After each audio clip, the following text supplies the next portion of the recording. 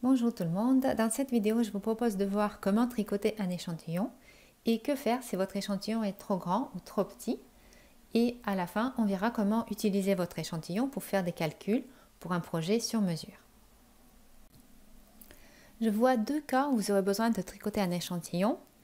Le premier, c'est que vous avez choisi un modèle et vous voulez utiliser la laine indiquée, et le deuxième, c'est quand vous avez la laine et vous voulez l'utiliser pour un projet sur mesure ou pour un patron que vous allez chercher ensuite connaissant votre échantillon. Alors, quelle aiguille utiliser?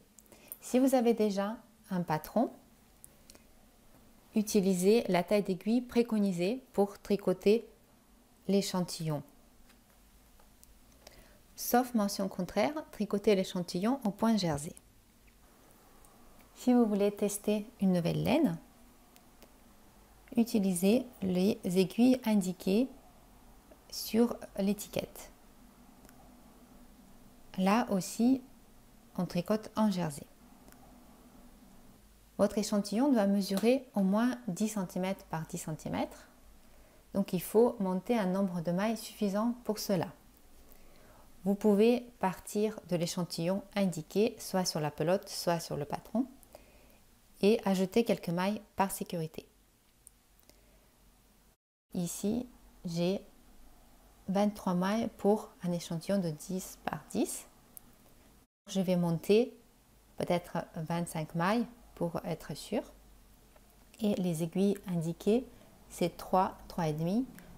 Je vais partir sur 3,5. Comme le point jersey a tendance à rouler, j'aime bien ajouter 2-3 mailles au point mousse de chaque côté. Et pour empêcher mon jersey de rouler en bas, je vais commencer aussi par 2 rangs au point mousse.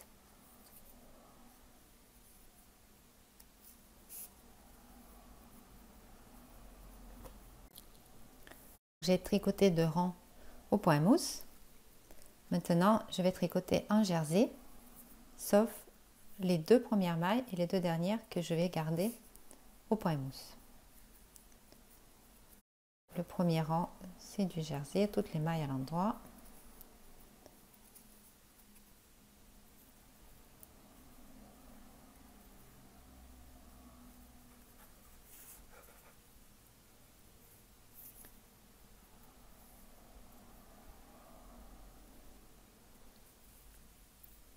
Et sur l'envers, je tricote les 2 premières mailles à l'endroit et les autres à l'envers, jusqu'à 2 dernières mailles que je tricoterai à l'endroit.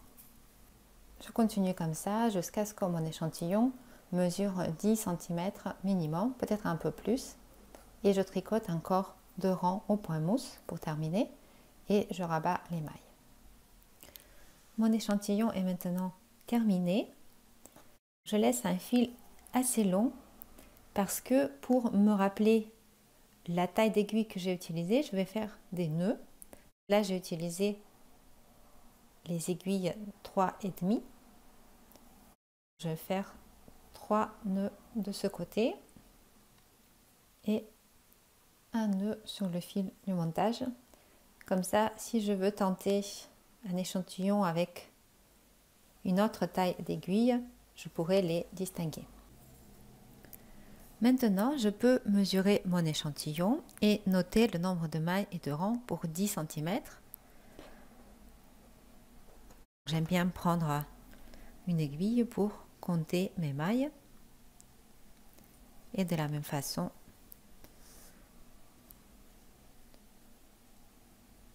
je compte les rangs.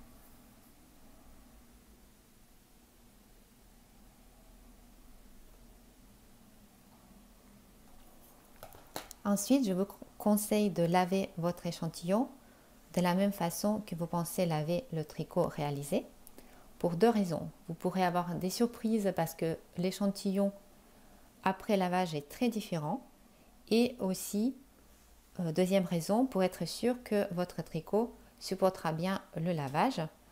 Pour savoir comment laver votre échantillon, vous pouvez consulter les indications sur la pelote pour savoir si on peut par exemple le laver en machine. Si l'échantillon est très différent après lavage, notez-le et utilisez ces chiffres pour faire vos calculs.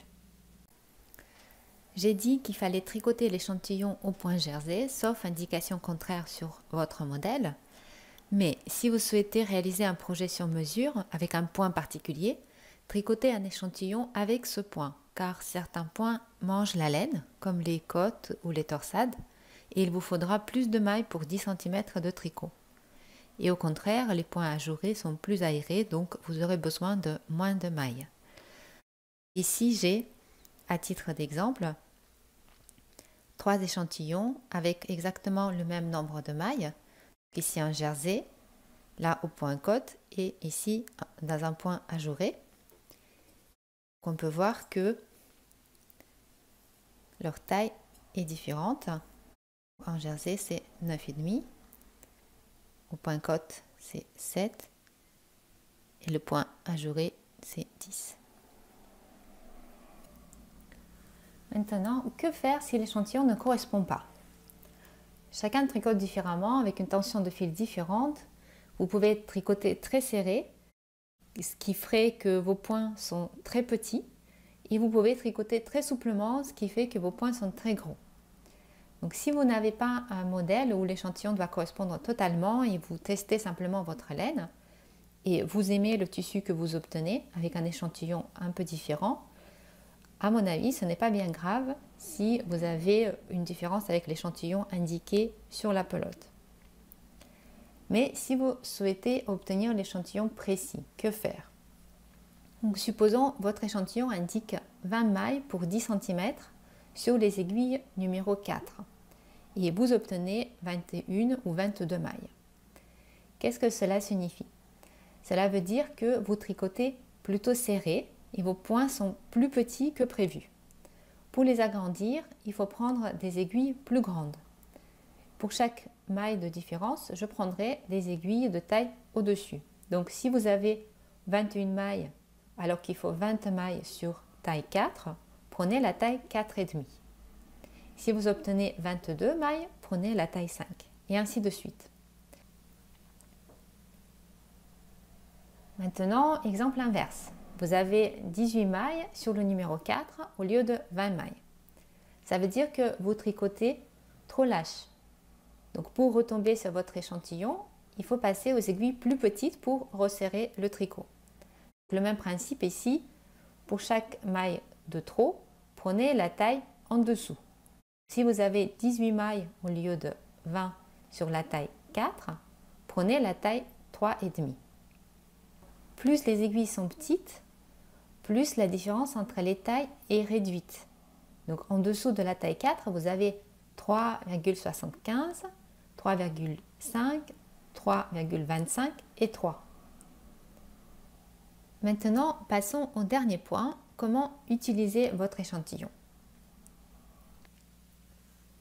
Vous avez noté le nombre de mailles et le nombre de rangs pour 10 cm.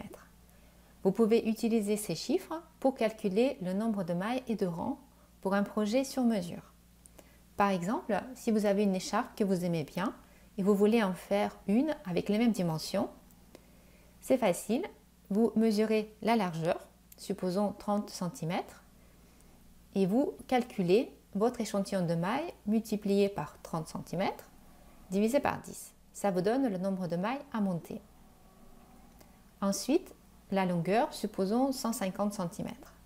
Vous faites le même calcul, mais avec l'échantillon de rang, multiplié par 150 divisé par 10. Sur ce principe, vous pouvez faire vos calculs pour tout projet sur mesure. Voilà, c'est tout pour aujourd'hui. Je vous souhaite bon tricot et espère vous revoir bientôt.